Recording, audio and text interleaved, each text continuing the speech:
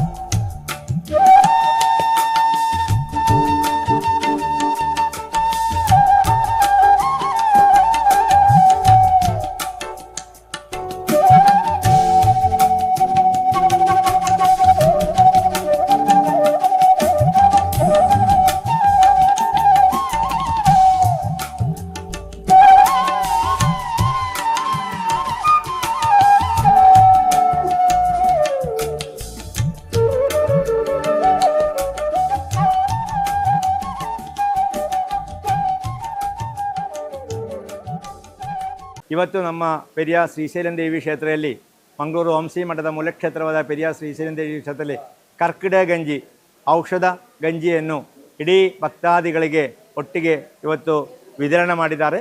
ಅದರಲ್ಲಿ ಎಲ್ಲ ಔಷಧಗಳನ್ನು ಸೇರಿಸಿಕೊಂಡು ಔಷಧ ಸೂಕ್ತ, ಮಹಾಮೃತ್ಯುಂಜಯ, ಧನ್ವಂತರಿ ಮಂತ್ರಗಳನ್ನು ಜಪ ಮಾಡಿ ಅದನ್ನು ಸಂಪೂರ್ಣವಾಗಿ ಆತ್ಮೀಯ ಚೈತನ್ಯ ಬರುವ ರೀತಿಯಲ್ಲಿ, ಅದೇ ರೀತಿಯಲ್ಲಿ ಭೌತಿಕವಾದ ಶರೀರಕ್ಕೆ ಆರೋಗ್ಯ ಪರಿಪಾಲನೆಗೆ ಬೇಕಾದ ರೀತಿಯಲ್ಲಿ ಜಪ ಪ್ರಾರ್ಥನಾದಿಗಳು ಮಾಡಿ ನಾವು ಇವತ್ತು ಎಲ್ಲ ಭಕ್ತಾದಿಗಳೇ ದೇವಸ್ಥಾನದಿಂದ ವಿತರಣೆ ಮಾಡಿದ್ದಾರೆ.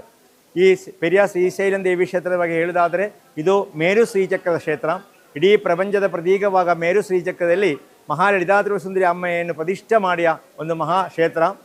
330 ಕೋಟಿ ದೇವತೆಗಳು ಒಂದೇ ಜಾಗೆಯಲ್ಲಿರುವುದಾದರೆ ಅದು ಮೇರು ಶ್ರೀಚಕ್ರದಲ್ಲಿ. ಆ ಅಂಶವನ್ನು ಇಟ್ಕೊಂಡು ಅದನ್ನ ವಿಧಿ ಪ್ರಕಾರವನ್ನು ಶ್ರೀಚಕ್ರ ಪೂಜೆಗಳನ್ನು ನಾವು ನಡೆಸ್ತಾ ಬರ್ತೇವೆ. 2027 ನಮ್ಮ ವೈಶಾಖ ಪ್ರಥಮದಿಂದ ವೈಶಾಖ ನವಮಿವರೆಗೆ ಒಂದು ಪ್ರಪಂಚ ಪ್ರಕೃತಿ ಯಜ್ಞ, ಇಡೀ ಪ್ರಕೃತಿಯಲ್ಲಿ ನಮ್ಮ ಆ ಚೈತನ್ಯವನ್ನು ವರ್ಧನೆ ಮಾಡಬೇಕು, ನಮ್ಮ ಭಾರತದ ರಾಷ್ಟ್ರ ಧರ್ಮವನ್ನು ಉಳಿಬೇಕು, ನಮ್ಮ ರಾಜ್ಯವನ್ನು ಉಳಿಬೇಕು, ನಮ್ಮ ಸಂಸ್ಕೃತಿಯನ್ನು ಬೆಳಿಬೇಕೆಂದ ಅರ್ಥದಲ್ಲಿ ನಾವು ಮಾಡುವಂಥ ಈ ಕಲಿಯುಗದಲ್ಲಿ ಇದಂಪ್ರದವಾಗಿ ನಾವು ಮಾಡುವಂಥ ಈ ಮಹಾಯಜ್ಞದಲ್ಲಿ ಎಲ್ಲರನ್ನು ಭಾಗವಹಿಸಬೇಕು. ಇದರಲ್ಲಿ 64 ಹೋಮಕುಂಡಗಳಲ್ಲಿ 64 ದಂಪತಿಗಳು ಶ್ರೀ ಲಲಿತಾ ಸಹಸ್ರ ನಾಮಾವಲಿಯಿಂದ ಆಹುತಿ ಕೊಡ್ತಾ ಇದ್ದಾವೆ. ಶತಚಂಡಿಗೆ ಬರ್ತದೆ, ಮಹಾರುದ್ರ ಬರ್ತದೆ, ಮಹಾಗಣಪತಿ ಹೋಮ ಬರ್ತದೆ, ಸೌಂದರ್ಯಗಿರಿ ಬರ್ತದೆ. ಇಷ್ಟೆಲ್ಲ ಸೇರಿಕೊಂಡು ಬರುವ ಈ ಮಹಾಯಾಗ 2027 ಮೇ 7ನೇ ತಾರೀಕಿಂದ ಮೇ 14ವರೆಗೆ ನಡೀತದೆ. ಇಡೀ ಭಾರತದಲ್ಲಿದ್ದ ಎಲ್ಲ ಪ್ರಾಂತಗಳಿಂದ ಶ್ರೇಷ್ಠವಾದ ಯತಿವರ್ಯರೆಲ್ಲ ಇದರಲ್ಲಿ ಭಾಗವಹಿಸ್ತೇವೆ.